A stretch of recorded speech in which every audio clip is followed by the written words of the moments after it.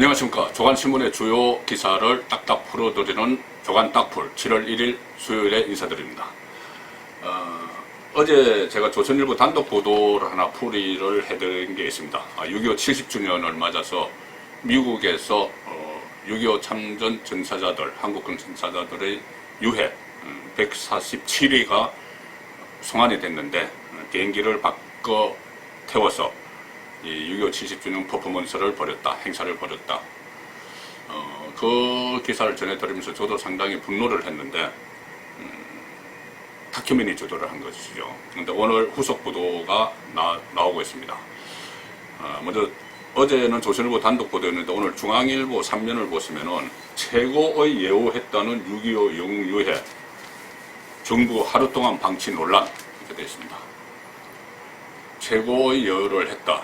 이것은 정부 쪽에서 설명한 말이죠. 문재인 대통령이 참석을 해서 유해 송환하는 그 행사에 참석을 해서 성남공항에 도착한 유해들을 국군 의장대가 한 분 한 분 모시고 나오는 그 과정에서 문재인 대통령이 깊은 어떤 슬픔을 표시를 했다. 최고의 예우를 했다. 이렇게 정부가 설명을 했는데 최고의 예우를 한 것이 하루 동안 유해를 방치를 한 게 최고의 예우냐, 이 논란이 일어나고 있는 겁니다.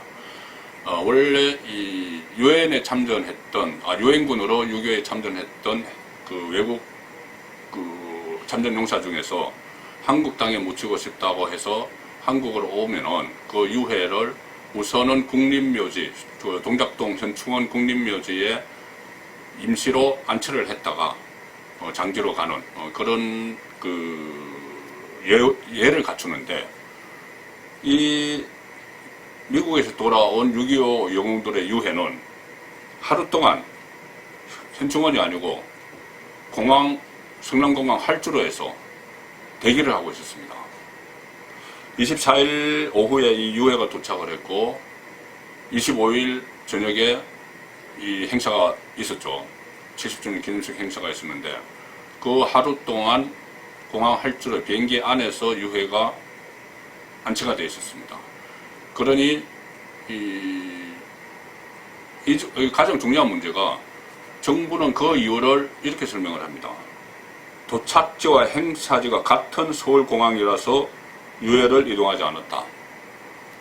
성남공항에 유해가 도착을 했고 미국에서 그 다음에 그 다음날 대통령이 참석하는 70주년 행사가 성남공항에서 있기 때문에 그냥 그 자리에서 있기 때문에 국립현충원으로 가지 않았다는 이야기입니다.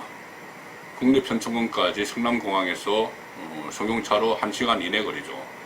그런데 같은 장소라서 도착한 곳과 행사하는 곳이 같은 장소라서 유해를 이동하지 않고 그냥 활주로에 있는 비행기 안에 그냥 모셔놨다는 이야기입니다. 귀찮아서 안 했다는 이야기죠. 그 바로 다음 날이면 다시 올 텐데 그거 뭐 하러 또 번거롭게 국립현충원까지 가느냐, 그냥 여기 있다가 그냥 행사하자, 이렇게 이야기를 한 겁니다. 자, 그리고 조선일보도 오늘 후속 보도를 냈는데 사흘 전부터 다른 비행기 갖다 놓고 영상쇼를 연습을 했다. 사흘 전부터 다른 비행기 갖다 놓고 영상쇼 연습을 했다. 국군 유해는 소품이었나? 처음에 이 정부가 왜 비행기를 바꿔서 모셨느냐 이렇게 이야기하니까는 원래 미국에서 유해를 싣고 온 공중거북이는 코로나 방역 때문에 코로나 방역을 해야 해서 이 유해들을 다른 공중거북이로 같은 기종을 다른 공중거북이로 모셔서 거기서 이 행사를 했다, 이렇게 설명을 했죠.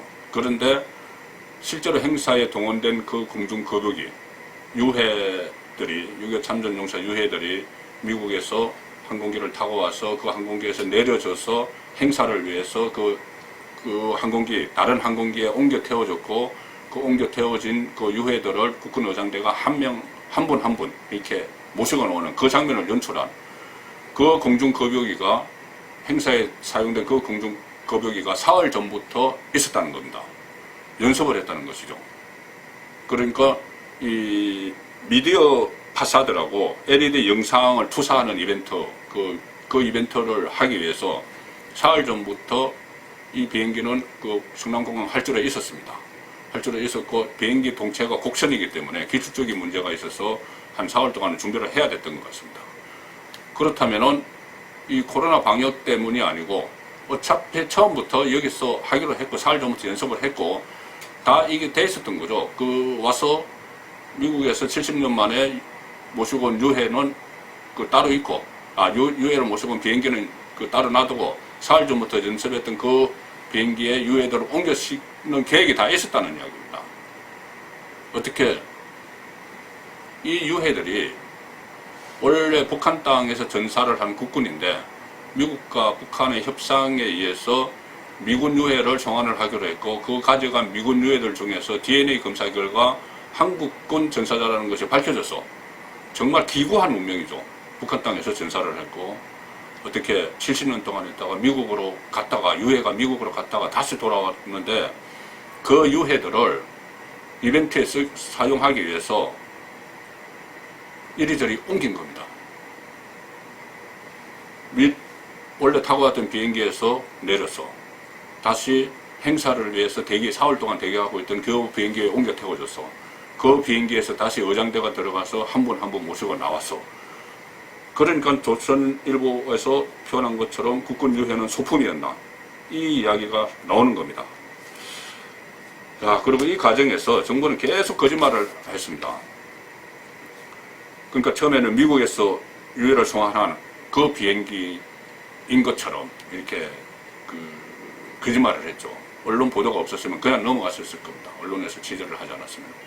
그 다음에 코로나 방역 때문이라고 했는데 실제로는 미디어 파사드 영상 쇼를 연습하기 위해서 미리 다른 비행기를 성남공항 활주로에 준비시켜서 그 비행기의 유해를 옮겨 실은 겁니다. 그리고 최고의 예우를 했다고 했는데 대통령이 엄숙하게 맞이했으니 최고의 예우를 했다고 했는데 정치쇼 연출하는 도구로 유해를 사용한 것이죠.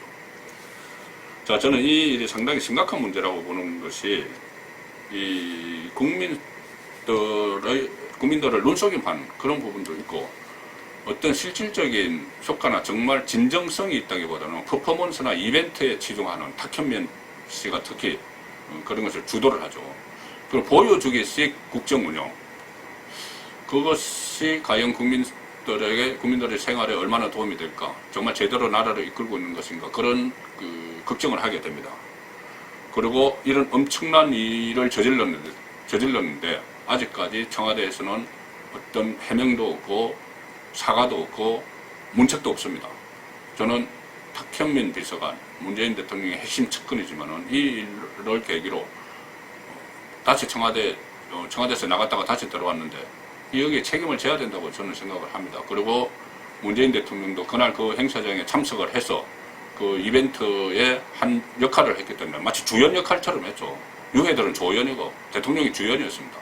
그렇다면은 문재인 대통령도 사과를 해야 됩니다. 자, 오늘 조간신문들이 공통적으로 이 기사 외에 공통적으로 다른 주요 기사는 주로 윤석열 검찰총장과 관련된 일들입니다. 한 3가지가 있는데 3가지 제가 짧게 말씀을 드리겠습니다. 추미애와 윤석열의 충돌, 여기에 이성윤 서울중앙지검장이 가세를 했다. 이성윤 서울중앙지검장은 문재인 대통령의 측근이죠. 자, 그 기사들이 많이 다뤘는데 좀 특이하게 진보 성향의 신문들이 이 기사를 상당히 크게 취급을 했습니다. 한겨레신문은 일면으로 이 기사를 다뤘습니다. 서울중앙지검 대검 한동훈 수사 정면 충돌 이렇게 됐습니다. 한동훈 수사, 검언 유착 수사, 채널 A와 한동훈 검사장, 윤석열 총장의 핵심 측근입니다. 핵심 측근이고 살아있는 권력 수사 때, 조국 일가 비리 수사할 때, 그때 대검의 반부패 강력부장으로 있으면서 수사를 지휘를 했죠. 그러다가 검찰의 자천 인사 때, 윤석열 사단을 해체하는 인사 때 부산 고검의 차정검사로 받고 또 이번에 이 사건으로 감찰을 받으면서 그 법무연수원으로 다시 갔습니다. 자, 채널A 기자에 대한 처벌 문제 뭐 이런 것들인데, 한동훈 검사가 아마 핵심이겠죠. 이 일종의 검찰 안의 파워 게임입니다. 그래서 이성윤 지검장이 이끄는 서울중앙지검의 수사팀은 구속영장을 청구해야 된다는 것이고, 대검에서는 윤석열 총장의 대검에서는 수사자문단을 소집을 하자. 이것은 구속영장 가면 안 되는 것 같아. 이렇게 해서 수사자문단을 소집을 하자고 하니 이성윤 지검장이 수사자문단 소집하지 말라. 상관에게 그렇게 이야기합니다. 그리고 우리가 알아서 수사할 테니 나에게 정권을 달라. 총장은 간섭하지 말라. 특임 검사처럼 수사하게 해달라. 이렇게 요구를 하고 있는 겁니다. 그 위에 추미애 법무부 장관이 또 딱 버티고 있으니 그런 요구를 할 수가 있는 것이죠. 그리고 경향신문도 대검부장 수사팀까지 반발, 윤석열 갈수록 사면 초과, 이 기사를 실었습니다. 윤석열의 사면 초과가 된다. 그런데 그 아래 기사를 보시면은 이것도 윤석열과 관련이 되어 있습니다. 조범동 징역 4년, 정경심 사모펀드 범행 가담했다 보기 어려워, 이 기사입니다. 조범동, 조국 사태가 한창일 때 조국의 오촌 조카 조범동 사모펀드 관련해서 뭐 실질적인 코린커피의 소유자, 그리고 거기에 정경심 씨가 투자를 했다, 뭐 이런 의혹들이 있었죠. 그래서 이 재판을 받았는데 징역 4년 유죄를 받았습니다. 유죄를 받았고, 며칠 전에 정경심 씨의 자산관리인이 유죄를 받았죠. 집행유예지만 유죄를 받았습니다. 첫 유죄 케이스였는데 조국 일가 비리 수사에서 어제는 조국의 친척 중에서 첫 유죄가 나온 겁니다. 물론 어제 재판부는 정경심 씨가 사모펀드의 범행에 가담했다 보기 어렵다, 뭐 이렇게 하면서 이 권력형 유착도 확인이 안 됐다, 이렇게 하면서 정경심 씨에게는 일종의 면죄부를 줬죠. 요즘은 뭐 판사들도 다 정치하는 세상이니까 1심, 2심이 다 다르고 판사들마다 다 다르고 이 정치적인 사건에는 그런 판결들이 나오고 있습니다. 그렇지만 지금 정경심과 조범동의 공모관계에 대해서는 검찰이 3가지를 적시를 하고 있기 때문에 정경심 수사에서는 또 어떻게 될지, 정경심 재판에서는 어떻게 될지는 좀 지켜봐야 될 그런 문제입니다. 그리고 또 다른 이 윤석열 관련 어제 제가 말씀드린 게 있습니다. 윤석열 검찰총장이 리얼미터가 조사한 여론조사에서, 대선 주자 선호도 여론조사에서 10.1%를 얻어서 야권 전체에서 1위, 또 통틀어서 3위를 했다. 이낙연, 이재명에 이어서 3위를 했다. 그런 기사가 있는데, 주로 아침 조간들이 분석한 것은 추미애 효과 때문에 그렇다는 이야기입니다. 때릴수록 오른다. 윤석열 대선주자 지지율 야권 1위. 이것은 중앙일보 기사입니다. 그런데 다른 언론의 기사도 거의 다 이 내용과 다 비슷한 그런 내용들을 주요 기사로 다뤘습니다. 그리고 나머지 이 조간의 주요 기사를 간략하게 설명을 드리면은, 국가안보실장으로 서훈 국정원장이 가고, 그 후임에 임종석 전 청와대 비서실장이 거론된다고 합니다. 국정원장에. 임종석 전 실장은 임수경 방북 사건으로 국가보안법 위반으로 실형을 산, 그리고 또 주사파의 핵심 인물이죠. 그런 인물이 국가안보와 관련된 정보를 총괄하는 국정원장으로 간다. 그리고 또 임종석 실장은 울산시장 선거 개입 의혹, 거기에 핵심 인물입니다. 그런 인물이 국정원장으로 간다. 도저히 아주 인사가 난 것은 아니지만 그런 인사가 나면은 납득하기 어렵겠죠.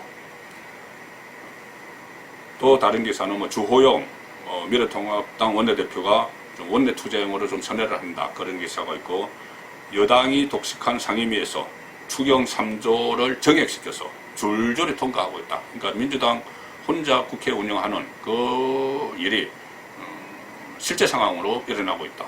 이런 기사들이 주요 기사로 다뤄졌습니다. 7월 1일 조간 땅풀이었습니다.